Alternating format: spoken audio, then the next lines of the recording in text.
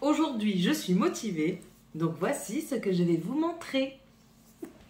J'ai fait des rimes pour la frime.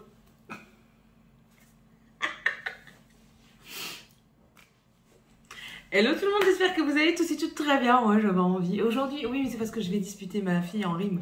Donc vous voyez, voilà, j'ai fait le truc quoi.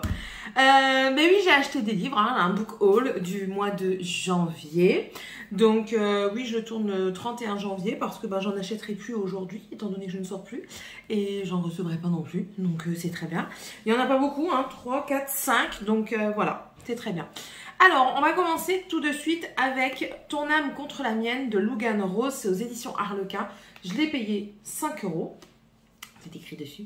Et en fait, ça, c'est une sortie du mois de janvier qui me faisait envie. Je l'avais vue sur les sorties Booknode. Et j'ai dit, ah, ça avait l'air pas trop mal. Ça me fait penser très minimement un petit peu genre La Belle et la Bête. En fait, on va avoir Adam Bates qui est un milliardaire, qui est froid, qui est hautain et qui a une petite fille de 6 ans, Capucine. Et on va avoir aussi Nina qui va être engagée pour s'occuper de la petite fille, mais elle a une seule condition à son contrat, c'est-à-dire qu'il ne faut absolument pas la toucher. Elle a vécu une enfance avec des violences, lesquelles encore on ne sait pas parce que ce n'est pas décrit. Et du coup, l'interdiction de la toucher équivaut même pour une poignée de main, pour le bonjour, pour saluer la personne. Et du fait qu'ils vont devoir cohabiter ensemble par rapport à la petite Capucine, donc la fille d'Adam, ils vont se découvrir l'un l'autre et certainement se rendre compte qu'ils ont deux cœurs brisés et qu'ils peuvent peut-être se soigner l'un l'autre et peut-être se rapprocher, on ne sait pas. Donc voilà, j'ai pris celui-ci. Je vous mets le synopsis. Ah.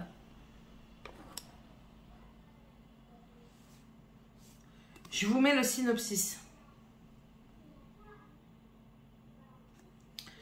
Voilà, ensuite j'ai acheté La Passe Miroir, le tome 2, c'est Les Disparus du Clair de Lune, c'est de Christelle Dabos. Alors ici, on va suivre du coup les aventures d'Ophélie. Ophélie et comment tu t'appelles toi déjà? Thorne. Ophélie et Thorne qui, moi, j'avais trouvé, je vous l'ai dit, dans un de mes avis sur Insta, comme quoi Ophélie paraissait être une femme toute fragile et tout ça alors qu'elle est très forte, et Thorne paraissait tout au contraire bien fort et en fait il est bien fragile. Et j'avais laissé ces deux protagonistes sur l'échelle du divin, c'est-à-dire qu'ils s'en allaient voir le divin. Et voilà, je ne veux pas me spoiler en lisant l'arrière, donc je vous mets la 4e de couverture. Si ça vous intéresse, faites-vous plaisir, et sinon ne le lisez pas et passez. Voilà, tout simplement.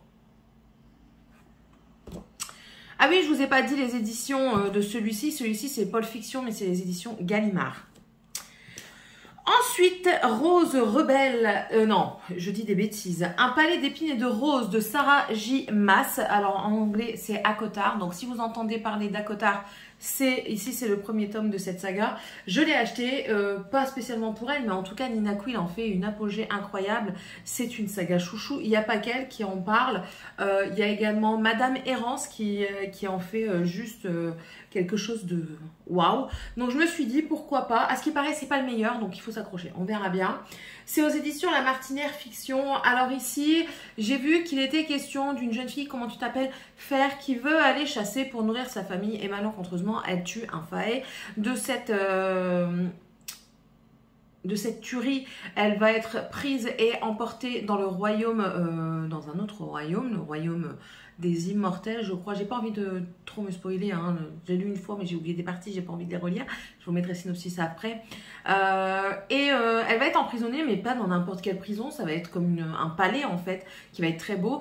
Et elle va avoir un rôle à jouer pour sauver son royaume, ce royaume et également le sien. Hein, d'accord? Donc voilà, c'est une saga en 5 ou 6 tomes. La Passe Miroir, c'est en 3 ou 4 tomes je crois. Mais celle-ci, c'est 5 ou 6 tomes. Donc on verra bien ce que ça donne. Je sais que j'en entends que des éloges, donc écoutez, on verra bien. Moi, je vous mets le synopsis si ça vous intéresse. Tombe pas mon ami. En fait, je l'avais acheté aussi parce qu'elle voulait faire une lecture commune du tome 1 pour tout le mois de janvier. Et moi, je ne l'ai pas fait. Je l'avais acheté pour ça et pour finir, je ne l'ai pas fait. C'est pas grave, on s'en fiche. Du coup, quatrième que j'ai acheté, c'est la carte des confins de Marie Repelin. Aux éditions PKJ, donc Pocket Jeunesse, voilà, il est comme ceci. Et ici, on va suivre. Alors, c'est Kali. Kali qui est une superbe voleuse et elle a réussi à mettre la main sur un compas marin, mais magique, enchanté, qui peut vous donner accès à la carte des confins et qui vous emmène du coup, une fois que vous allez là-dedans, ben, c'est tout quoi, vous êtes le maître du monde, on va dire. Et il y a aussi Blake Jackson qui est un très grand pirate. C'est le capitaine du bateau Avalon, je crois. Oui, l'Avalon, qui est le plus redouté des mers. Et en fait, lui va essayer de persuader Kali de lui donner ce compas pour lui pouvoir avoir la main sur cette carte aussi parce que bien sûr il en est friand. Et donc voilà, il va arriver à ses fins, sauf que Kali a un très très gros secret et ça va peut-être du coup tout gâcher et les emmener dans des endroits inattendus. Donc voilà, le troisième tome sort cette année, là je crois qu'il sort incessamment sous peu. Donc je suis très curieuse de le lire parce que voilà, c'est une histoire de pirate, c'est aussi un petit peu de la fantasy. Donc j'ai hâte de le lire. J'allais oublier. Voilà. Le dernier que je me suis procuré, c'est Rose Rebelle de la saga The Queen's Council. Donc c'est de Emma Thériault et c'est aux éditions Hachette et Rose. Alors ici on va parler du après La Belle et la Bête, c'est-à-dire une fois qu'ils se sont vus, vous savez là, tout est quanti là. Donc oui, tout le truc, hein.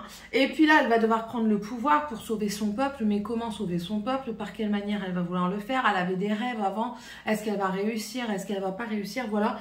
Donc ça avait l'air pas mal pour une fois qu'on a un petit peu une histoire comme ça de l'après, comme ils disent, ils vécurent heureux et eurent beaucoup d'enfants, hein.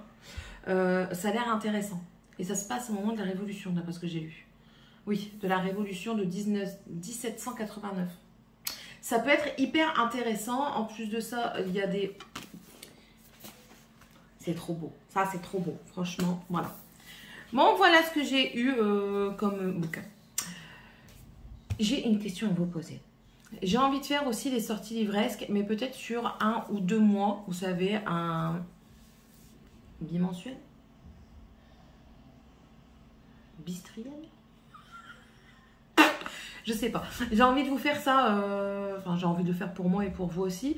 Dites-moi un petit peu si ça peut vous intéresser. Je sais qu'il y en a déjà sur la Booktube sphère, mais enfin voilà quoi, ça peut être intéressant étant donné que tout le monde n'a pas les mêmes centres d'intérêt autour des bouquins. Donc voilà, sur ce, n'hésitez pas à me dire vous si vous avez acheté des bouquins, ce que vous avez fini, ce que vous avez enlevé, ce que vous avez aimé, pas aimé, si vous avez des choses à me conseiller, ça m'intéresserait. Et puis sur ce, je vous laisse et on se retrouve dans une prochaine vidéo. Bye!